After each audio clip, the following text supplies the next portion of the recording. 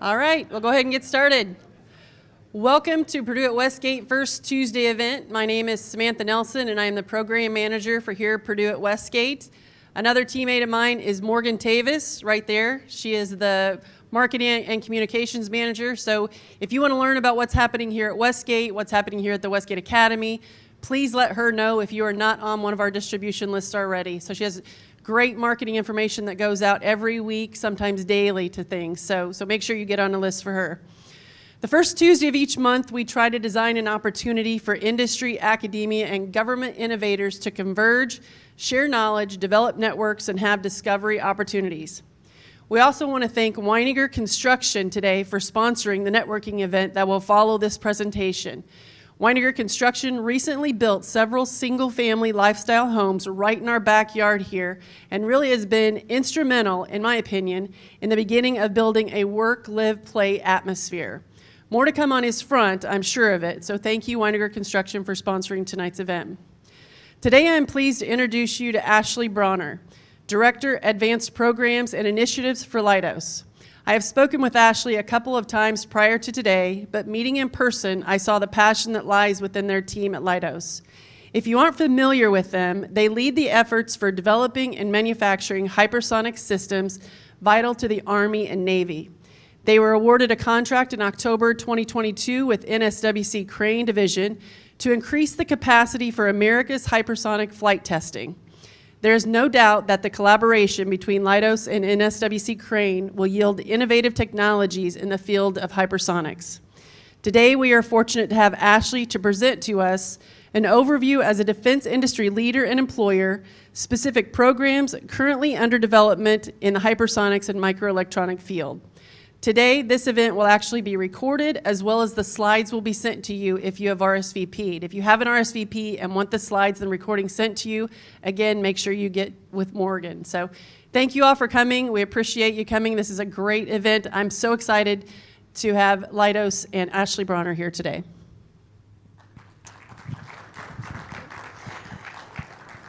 Thank you, Sam. Can everybody hear okay in the back?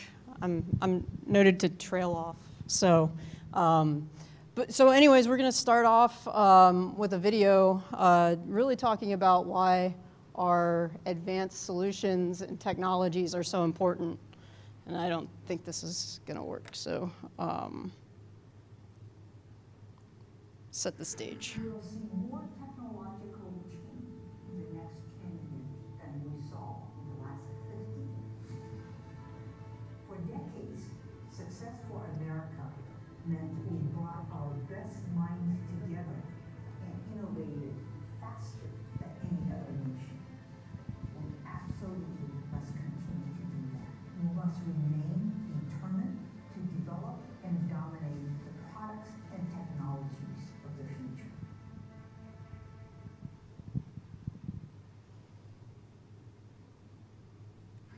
We will see more.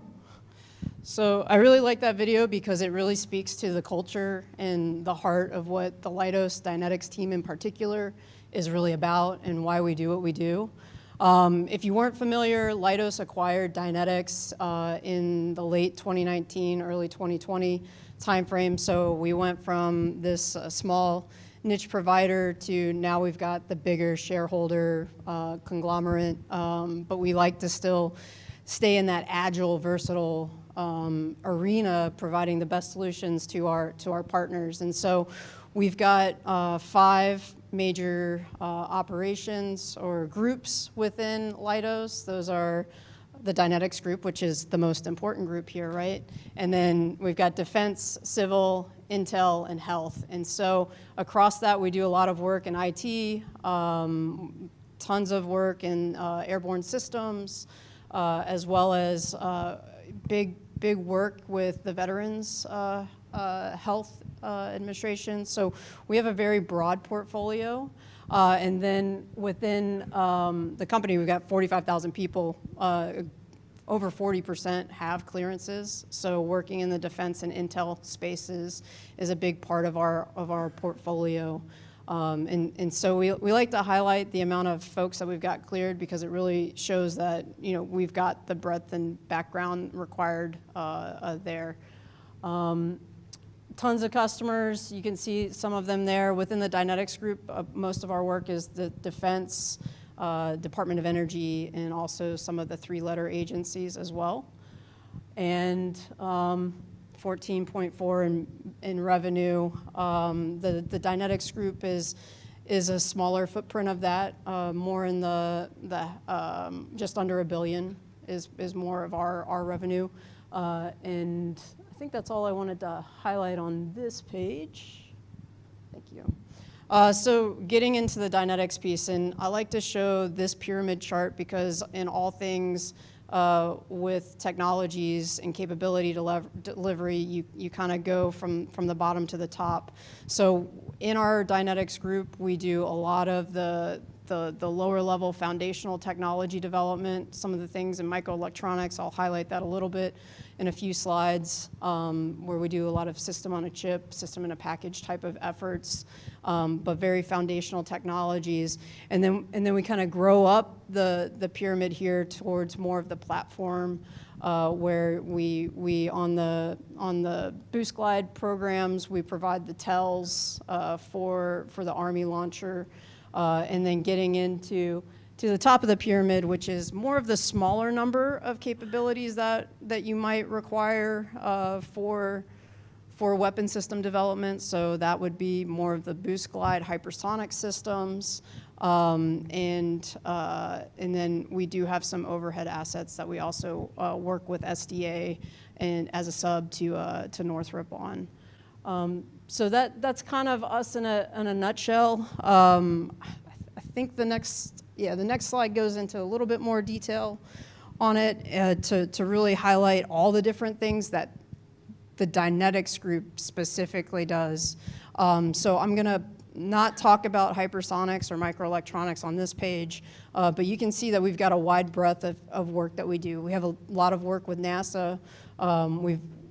We were part of the SLS launch earlier this year. That was a several-year effort, as well as some of the universal stage adapter efforts with ULA and some of the other partners in the space community. So we've got a nice space portfolio, and then kind of going around the bottom there, the autonomous systems work. If you're not familiar with the DARPA Gremlins program, that was a nominee for the Collier Award a couple of years back, but it was a great demonstration of how to capture an autonomous system out of a C-130, demonstrated out at Yuma, and then that kind of also put us in a position to work with DARPA on the DARPA ACE program, the Advanced Combat Experimentation. I'm kind of blanking on the acronym right now, but we do quite a bit of work in that autonomous arena there in Huntsville.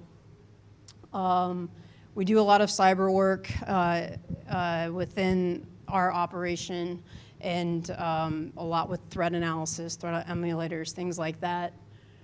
I briefly mentioned wide field of view a minute ago. That is an overhead effort that we've got going with SDA as a sub to Northrop, really focused on national security space. And so one of our big thrust points there as we kind of go around this effort, we've done quite a bit of work in mobile force protection. That is out of our weapons and technologies operation within Dynetics, and that group will refurbish or take other previously existing Army launchers and refit them so that we can put our, it's ready for Lockheed to do the all-up round integration for our, the CPS, Conventional Prompt Strike program, and long-range hypersonic weapon system. So that's for the Army, and I know I mentioned the Navy there, but that's because we provide the common hypersonic glide body, the actual boosted vehicle front end for integration for the weapon system. We do quite a bit in tactical weapon systems. We do the small cruise missile, which is a great program that we've been able to produce at very high quantity a system that can be deployed from the back of a C-130 or other overhead airborne system, and it has been a great asset for the Air Force because it has a very low noise footprint. So you might be able to understand why it's a benefit, so the adversary doesn't hear us coming. And in general, we do a lot of rapid prototyping. We have, in Huntsville, we have the solutions, excuse me, complex, where there is a ton of lower TRL technology development. We can grow fibers for ceramics to be built. We can test those materials under the microscopes. We can do a lot of different technology developments that maybe a prime integrator might not always have the capabilities to do. They might need to go to another small business or another campus to do that. We have that all kind of right in the same facility with lots of clean rooms. And we're able to be agile and adaptive. And so we've also been investing in additive manufacturing, which is, we'll talk probably a little bit more about that this afternoon as well, where we're really diving into the melting pot in the solution space that is offered by innovative partners so that we can advance them more quickly for weapon system in our defense partners, because I don't think our adversaries care that our weapon systems might be a little bit out of date. We've got to get things moving. We've got to be able to get things fielded more quickly. And the way we're aligned at Solutions is we're able to have more of that innovation space that maybe a smaller company would have, so that we're able to be agile and kind of iterate more quickly and transition things. And so we like to say at Dynetics, we love the Valley of Death. We hug the cactus, as our president says. We're not afraid of it, and going into that Valley of Death where you've really got to get it positioned to do all the other things around the clock on the slide. That's really where our bread and butter is, and that's where our culture and heritage is for Dynetics. I probably don't need to spend much time at all on this. What are microelectronics? We have a group within, we have an operation within Dynetics that does a lot of the advanced technology foundational work that goes into system on a chip, system in a package types of things. And so just kind of, we do that work. As we go into the next slide, we can't talk a lot about specifics of what we're doing because that usually goes to a much higher level of classification, because you get into the application of those specific systems, those one-offs, two-offs, at whatever that number might be. But we have a number of partners across the different services that we do for things like power systems, flight termination systems. So because we operate in that Valley of Death, we're able to really look at that innovative part of the foundational technologies, the early applied technologies, to say, here's what the end solution really needs from those technologies. Let's partner across and make sure that those microelectronics are built in the right way so that temperatures, environments are appropriate for those microelectronics. And so those are the types of efforts that we're doing, and in some of the ways that we're partnering with the government. And obviously, Crane is a big part of that with all of the various microelectronics efforts that are going on here. I admittedly am not going to stick on microelectronics. If you have questions on microelectronics, I can find you the right person to talk to about that. But it is not my sweet spot, and I cannot talk at length about it. But I can talk at length about the next topic, which is hypersonics. So this is kind of this is really where my background is. It's actually where I reside within the Dynetics group. I'm in the Hypersonics and Advanced Materials division. It's my job to look at the different collaboration partners that we might have, both from an industry and academia and stakeholder perspective. I like to say I get to operate in that very badgeless environment because it's what is the right answer, what is the right solution for the problem that we're trying to solve.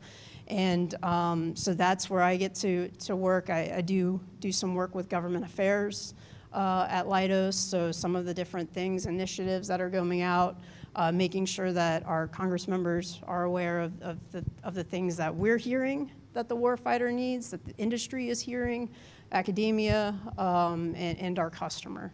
So that's where I reside. And so you can read the slide, hypersonic systems are above Mach 5. And then we've listed out, who's got hypersonic systems. And we've certainly hearing a lot in the news right now about Russia and China. And so right now there's 3, you could argue maybe 4 different types of hypersonic vehicles. You've got the intercontinental ballistic missiles, more of the traditional 1970s kind of approach to missiles. But then now we're really into the phase of the next 3, which are the glide vehicles, which Dynetics is intimately involved in, both with our Common Hypersonic Glide Body program, but also with MACH-TB. There are air-breathing systems where it's a propulsive flight all the way to the end game. So it's totally from launch to end game completely boosted, whereas a boost glide system, there is none. There's energy at the front, and then it's released, and it's got to take its time, take its boosted energy all the way to the end game. And then the reason I say there's arguably a 4th, it's more of that maneuvering reentry vehicle, which if you read any of the congressional reports recently, that is one of the big arguments going forward, is that how do we augment all of these systems so that they provide the warfighter the best benefit in the event of a conflict. Next slide.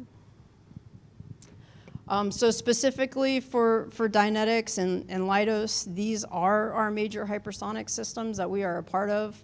Mayhem is a system design agent effort, so we are the system design agent on Mayhem. So we are working in that very collaborative space to provide an ISR responsive flight vehicle at a hypersonic speed for the Air Force.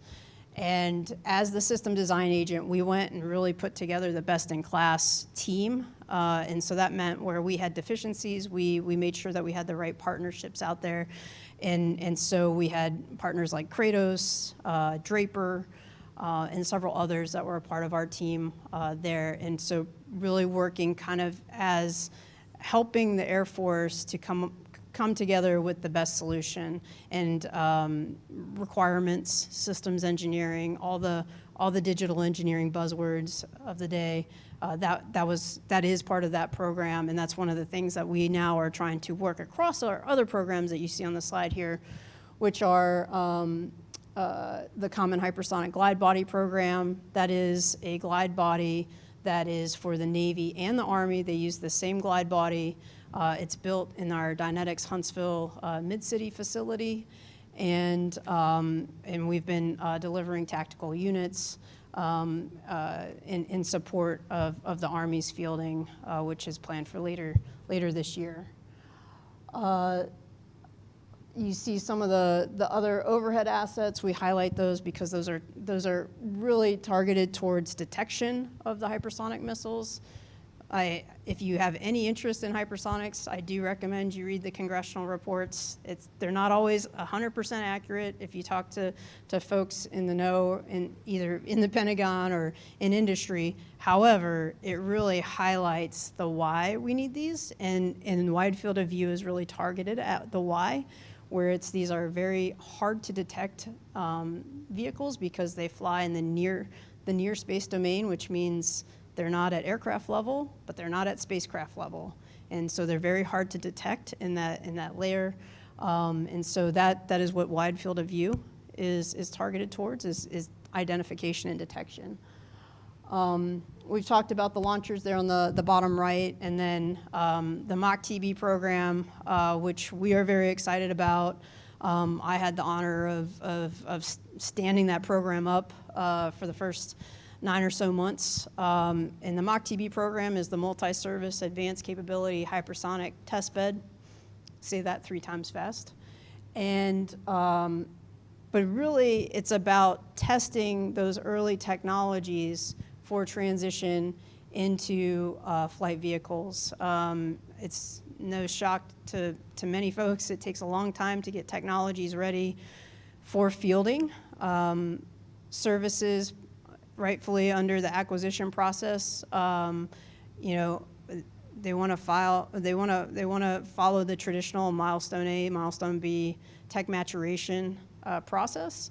And so through MACH-TB, we're looking at a way to really accelerate that by providing our technology innovation base the opportunity to test their technologies in a relevant flight environment.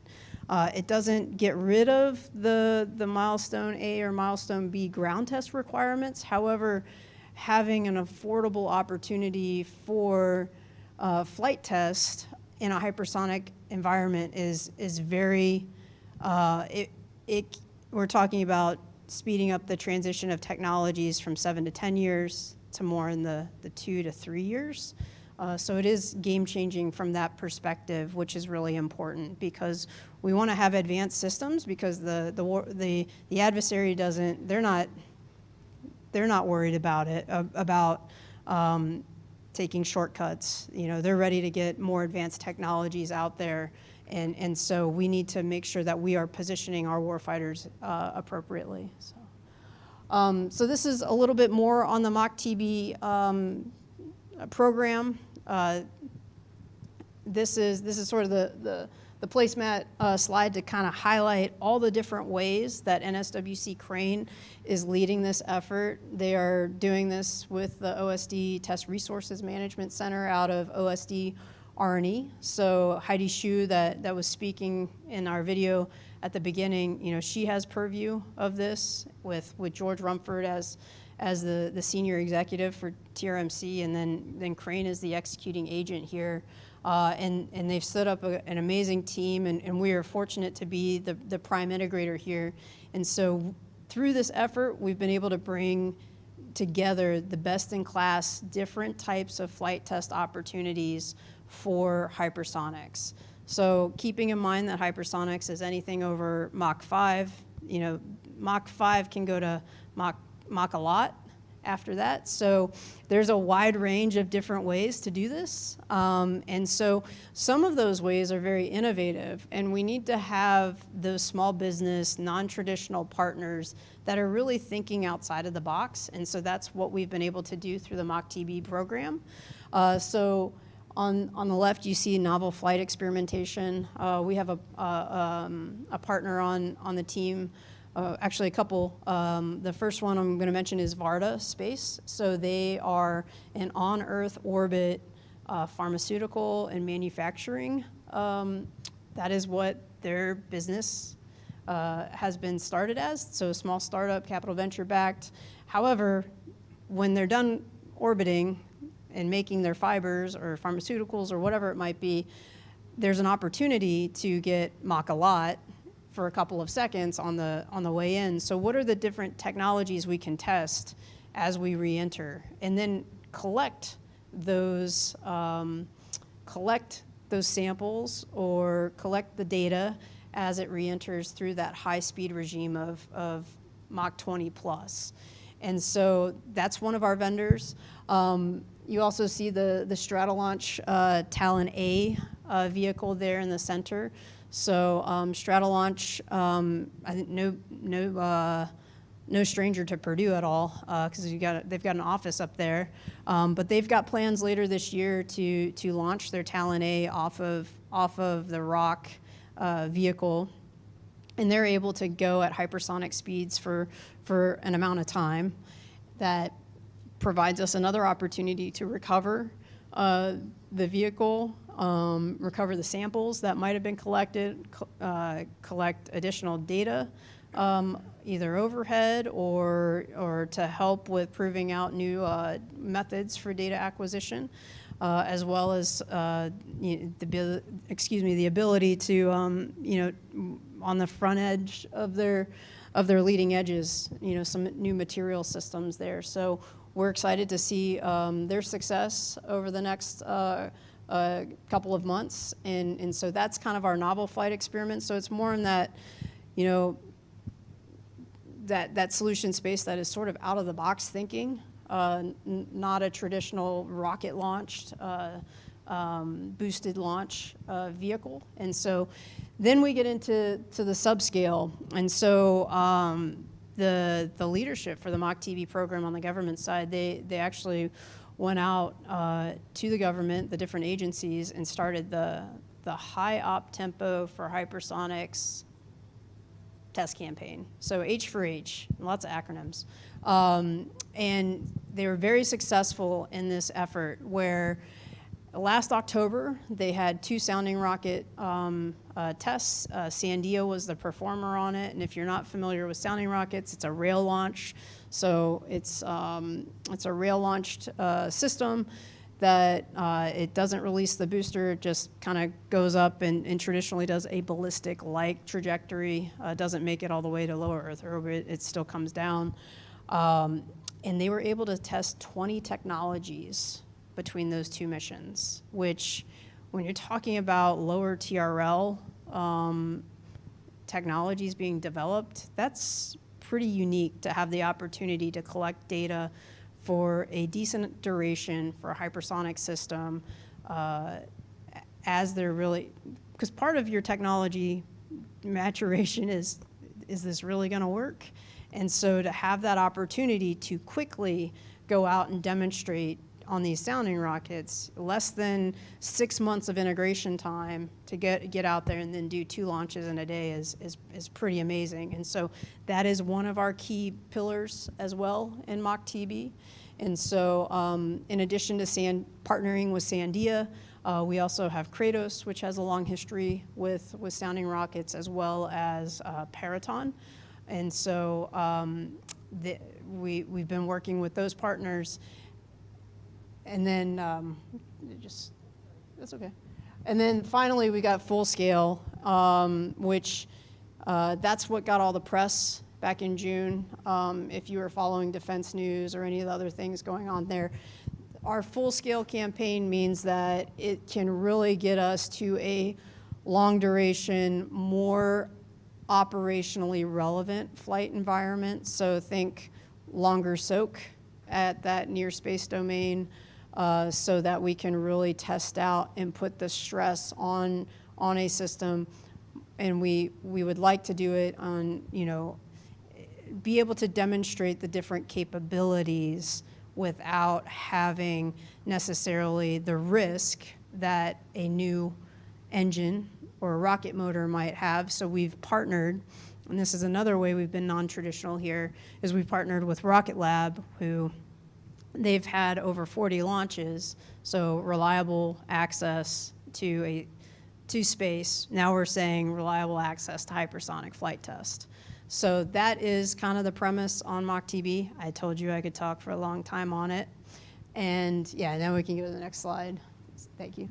So I talked about a lot of the partners here. I didn't mention Oak Ridge. They were absolutely critical to that first test event that we did. So we at Dynetics really do work with our national labs, and Oak Ridge is a very strong partner. They helped us print our mass mock. That was part of that first flight. So that is one of the ways that we work with the national labs. And so they were able to print that mass mock in December, right before Christmas. So everybody was motivated to get that done in less than like 3 weeks.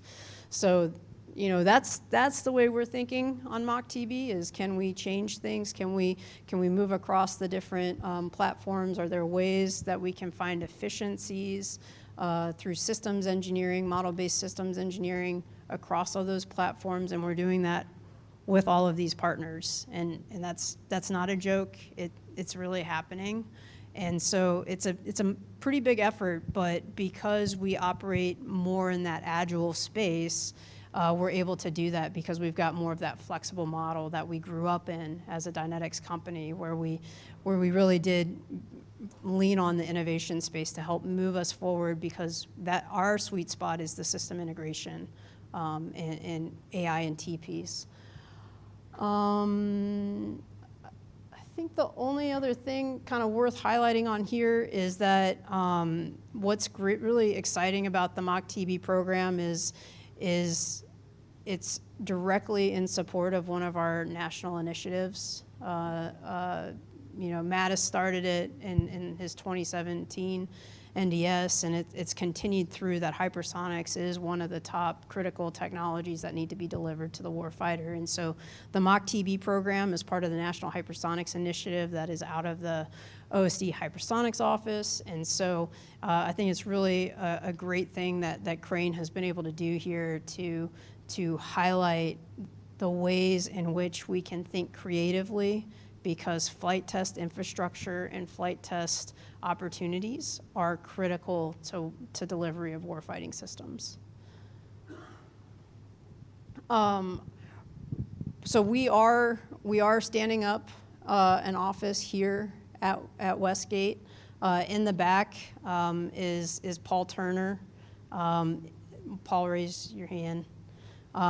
He's the person you really want to know. And I'm excited to be a wingman, a partner in crime to help get things started. So he is our site manager for the Leidos Dynetics team. He'll be based here in the Westgate area as we stand up our MACH-TB teams, as well as hopefully some other opportunities here. And that's what we're kind of going into to next is the quick sales pitch, which I'm really terrible at. But the next slide, we do have some really great opportunities posted. Paul is a great point of contact. I'm also a good point of contact for this. And so these slides are going to be available. And then on the next slide, you have our email addresses if anybody wants to contact either of us. So that's sort of what I had to present. I guess we take questions if anybody has any questions. And then fortunately, we also have Jimmy Allen in the back, and he can answer any question you might have.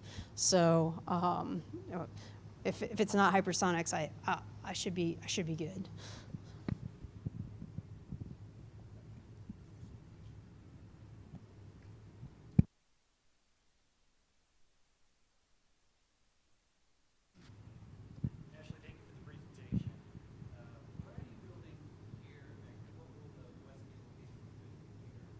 Sure. So, excuse me, our MACH-TB program started as a proof of concept. That was essentially what we did in the June timeframe. Is we went from contract award to the flight test event in 49 days, which as the PM, it was awesome. However, it was very difficult. So because of that, we had these interesting timelines that we had to try to integrate proof of concept, right? So we had to integrate our schedule into the flagship program. No kidding, glide bodies getting delivered to the Army for fielding. So we had to squeeze in our MACH-TB integration effort into our Mid-City facility to try to meet that 49-day window. And so the things that we are looking at establishing here are integration facilities so that we don't take away from those program of record type of efforts. Initially, we're looking at rapid prototyping here. So there are many known benefits of additive manufacturing for hypersonics. I think everybody, and myself included, we talk about how it can be a key enabler, but we really need some rapid prototyping types of facilities that can really prove that out. Those are the types of things that we're going to be setting up here once we've got Paul now. He's going to get a couple of folks going, but then really start to put together that rapid prototyping and then integration facility over the next few years. You mentioned about collaboration in identifying and coming up with these new technologies to support hypersonics. And it seems it's essential, yet there's considerable profit and benefit by who arrives at these technologies first. How do you ensure that collaboration, that really everybody's sharing all they know? I guess, so the question is kind of making sure that everybody has kind of a fair opportunity into It would seem very competitive oh, to arrive at these technologies and have them. sure. So from like a testing the technologies perspective, we are having to implement a systems engineering approach, which says what technologies, as we understand them, provide the maximum benefit to the warfighter. What are the metrics that we can use to say this technology gets the prioritization for testing or even funding in some instances, depending on whether it's the small business office or any of the other technology development, critical technology developments that are out there. And so on the MACH-TB program, we did start out as a very small team. We've now grown significantly, so there's a better basis and opportunity space there to kind of make sure that all technologies are being considered. So a lot of it has been by word of mouth, getting your technologies onto the spreadsheet, if you will, to say that here's what's in development, here's when it might be ready, here's the different types of flight environments we're looking for. But now we're also adding in the prioritization to say, why does Joe get prioritization over Bill or whoever it is? And so that's one of the approaches that is being implemented now. I'm not quite sure that I answered your question wholly, but I would also say that our approach, and this is what I love about Dynetics, and it's one of the reasons why I came to Dynetics after spending several years at the Pentagon as a support contractor. I had the opportunity to see everybody when I was helping to establish the war room, the Hypersonics war room. Collaboration could really be our middle name, because if the government sees, hey, this innovator over here really offers something special and unique, we'd like you to consider them as part of your team, we're always open to that conversation.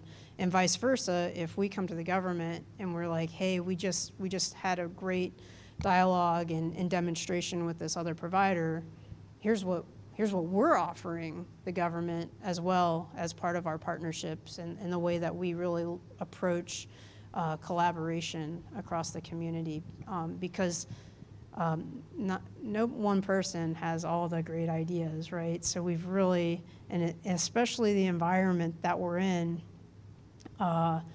we have to be willing to collaborate. I mean, so advancing those technology solutions, right? Heidi Shue said it in the public domain.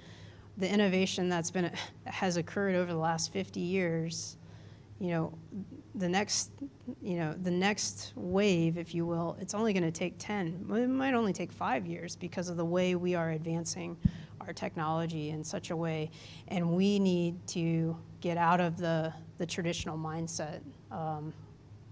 But I could go on, so I'll pause. Any other?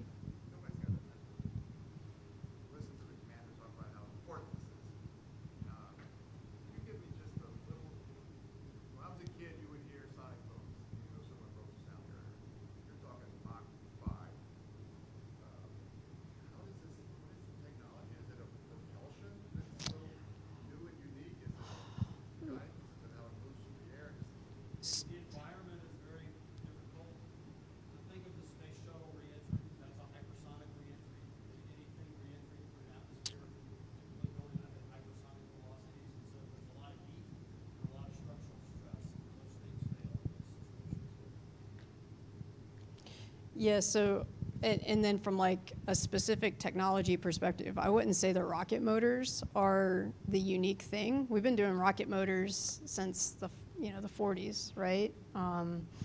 And the special part kind of goes back to the definition of near space domain is where I'm not an aircraft, so I'm above 70,000 feet, and I'm below lower Earth orbit. And I spent some time at DARPA too, and one of the things that we found was when folks would come in and say, I have the hypersonic system that will save all, end all, and then we'd start asking questions, and we'd find out that in their models, they would get rid of friction. Well, in the near space domain, there's still atmosphere. And so to Jimmy's point, the thermal loading and extreme environments that we're talking about are something that are extremely challenging. And yes, the space shuttle is our best example of in that reentry of kind of like how we came back down. But we want to stay in that near space domain because we don't want overhead assets or on the ground assets to be able to scan for us. And those are the types of things that are in the GAO report, because sometimes it feels, I get a little uneasy speaking about it too much, but it's all out there. But it can go classified pretty quickly, but right, you never want anybody to see you coming. And so that's where hypersonics really has the benefit and the distances in which we can cover, because we do that big boost, so a ton of energy, then you let go, and the vehicle does all of the maneuvering required to go over that long distance. How do you see integration with the like the ground tactical level, like down to the special operators and stuff like that? Like how do you see hypersonics integrating with something like that? Well, and I think that's a better question for the Army right now, since they're in the midst of fielding. They've stood up at Joint Lewis McChord, got that right, Paul? Out in Washington State, they have a unit that has been training and with the TELs that we've delivered. They have, I mean, this is where technology innovation is fantastic. They have augmented reality to allow the unit to train on maintenance, on how the all-up rounds work, and then they can also then do the different training events that are required so that they can work with the other ground tactical units. So the Army's really the lead on that, and so I would say that question's best suited for them, because you're going to get my opinion, and that's it's educated, but I would definitely field the question over to them.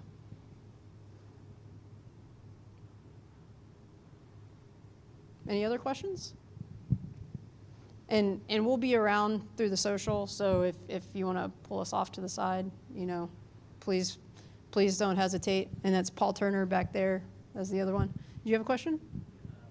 Maybe you might want, and I want to answer. I just wonder what that growth curve looked like for the Westgate site in terms of how many people you hired. That one's a hard one to answer, kind of in the public arena, yeah. But it's sort of like the more the merrier would be our goal. However, it's really about, again, what do we need to do in order to make sure that the products are being delivered at the quality and capacity that Crane or that Crane's partners also need. So we aren't, we're here, close to the gates of Crane, but we all know Crane is really good at working with all the other services, agencies, and partners, and so we'll also be, working those channels as well, because we've got those established partnerships.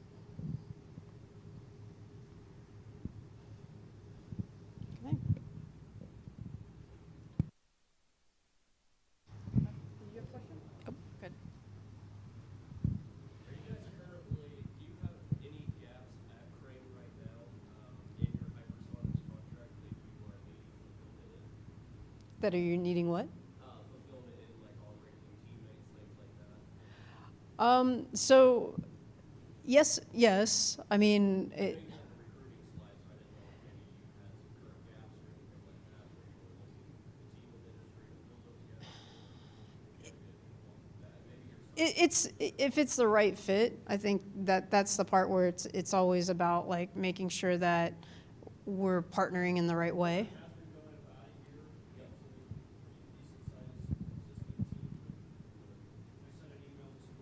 Yeah.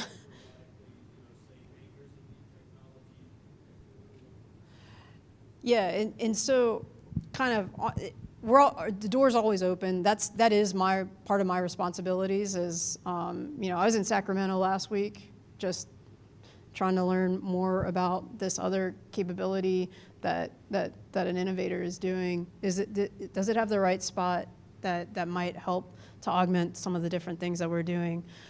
So in some ways it depends, but in many ways we're always open to it. And specifically in the Crane area, right, it's going to be about relationships. You guys, this is your community.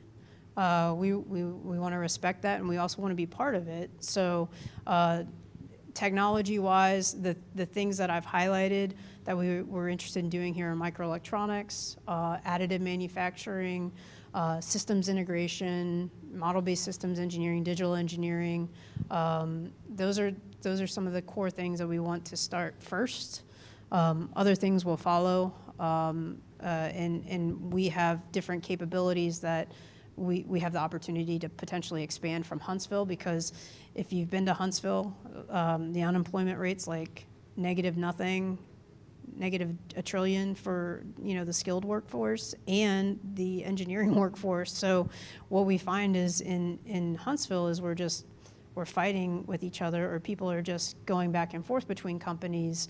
And so if there's opportunities to do more RF work with Crane, right?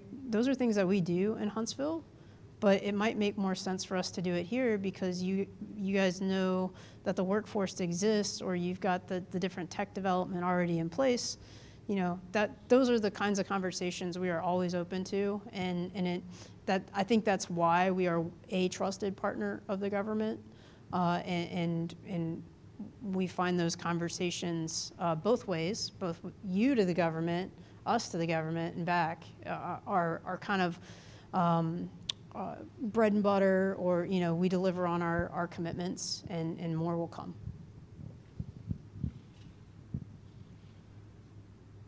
Any other questions?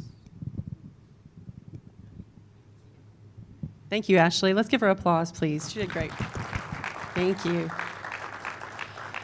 So we want to thank Ashley for being here, and her partners, Paul and Jimmy back there. We appreciate them coming all the way from DC and Huntsville, Alabama to be here.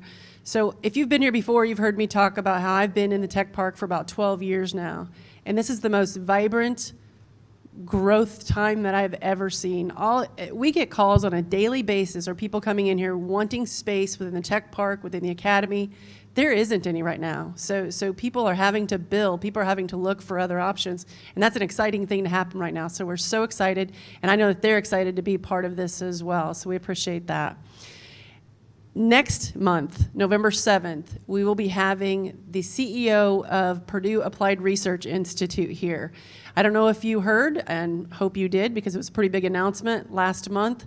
Purdue University signed an MOU to have a pretty substantial financial commitment within the Tech Park NSWC-Crane area. So along with that, that means that there will be a Purdue Applied Research Institute person here, people here. So what that means to you is that there will be contractors in Crane that will be able to utilize the researchers that Purdue has, the top-ranked academic school that they have, in order to improve the national and global innovative technologies. So that's a big asset that's coming. So look for more announcements on that soon too. So again, as you can see up there on the slide, Weiniger Construction, we want to thank them again for sponsoring this event. Switchyard Brewery out of Bloomington, if you're anywhere local, you know who they are. They have fabulous food and drinks out there for us now. So again, thank you for coming. Mark your calendar for November 7th next month, and we look forward to seeing you soon. Thank you.